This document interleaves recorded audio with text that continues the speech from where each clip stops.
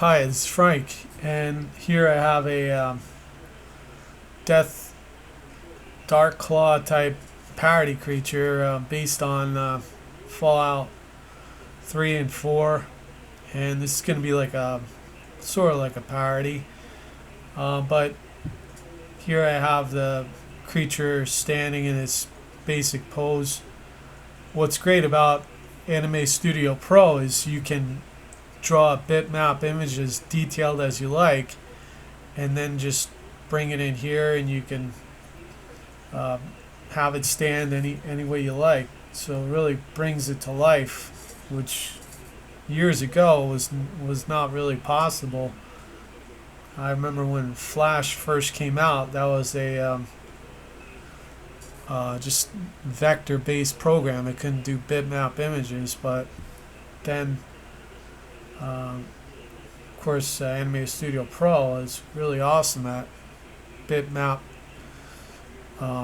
transformation and scaling and warping, so it could like do an awesome job. So anyway, I have these skeleton bones here, and if I look at frame 0 and zoom out, you can see all the placement. I have them that far apart so they don't blend in with each other, because if you look at the weighting of it, that could affect it. But anyway, let's get to the quick animation that I set up. I have a stand, a claw attack, a slash, uppercut, a walk, and a jump. So I'll start with the stand, and I just got to go to my main line and go to frame 1 here. There it is. I'll zoom in for this, and I'll just shut off the skeleton. But what I'll do is I'll go to just click on stand 1, and then this button here, insert copy, I'll just press on that, and that'll insert the stand animation that I created. So here he is just standing, and I'll go through that twice. Let's see, I just want to see, is frame 1 the same as that frame? There's slight difference, but not quite enough. So I'll just copy this and go from there. There we go. So now that I have that, I'll go right into the walk, and I have to delete frame 0 because it copies that frame for some reason. So here he is here. These two frames are very similar but slightly different. So I think I'll just delete this one, and then have the walk start a little bit earlier, right about there. And I do want to repeat it, so let me just copy paste like that. There it is. Then I'll repeat it one more time.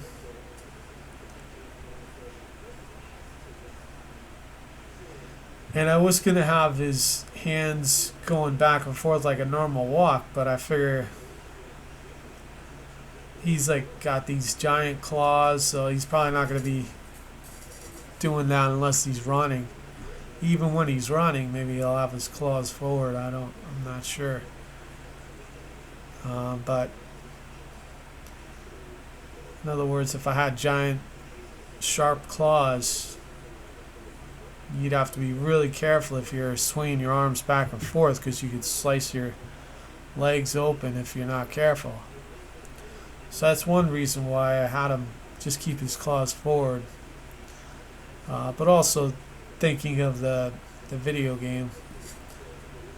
So anyway, Fallout 3, that's still one of my favorite games of all time.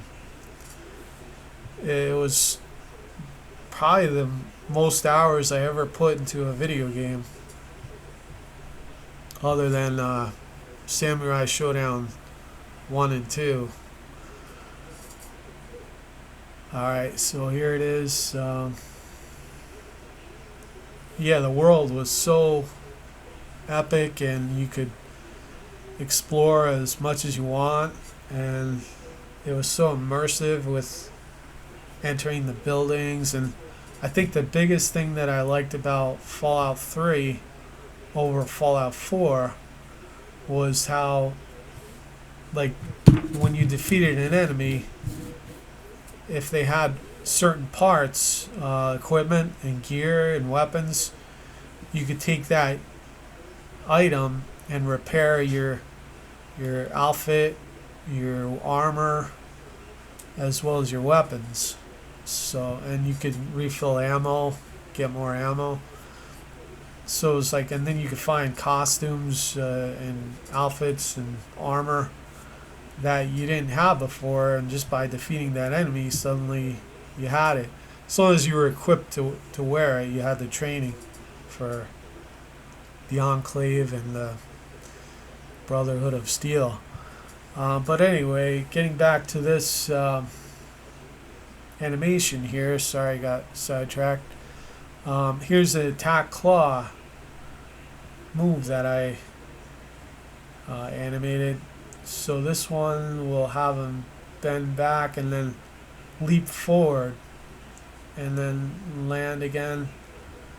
And when I'm actually doing the animation, this is just practice, I would keyframe his position with this right here, and I would click right here, and I'll create a keyframe right here. So when he jumps forward, this is actually going to move him forward. So instead of being here, he'd be up here. And then you just click on inside here again after you move him forward. But because this is just no background or anything like that, I'll just keep going the way I'm going. Alright, so now I'll go to his uppercut here. And that is too similar to the other one, that frame there. So I'll just move this over here and put that right there. So here he is, he backs up and just slices up real quick. Nothing too fancy. And then finally his jump, I'll just have, this is probably too similar too, I don't know. Oh no, that's fine. So he'll coil up and then he jumps up. The jump is really easy to animate once you get the idea, because you could reuse frames. Like the coil you could reuse when he lands. So that's what I did there.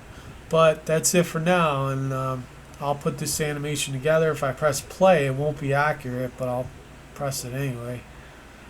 But I have to go to the final frame here, 240, and type that in here at 240. This way it'll cut off at that point. But it's all choppy if I press play. Only when I rendered out will you get a good idea of what's happening there. But thanks for watching, and feel free to comment, subscribe, like, and share, and have a good day.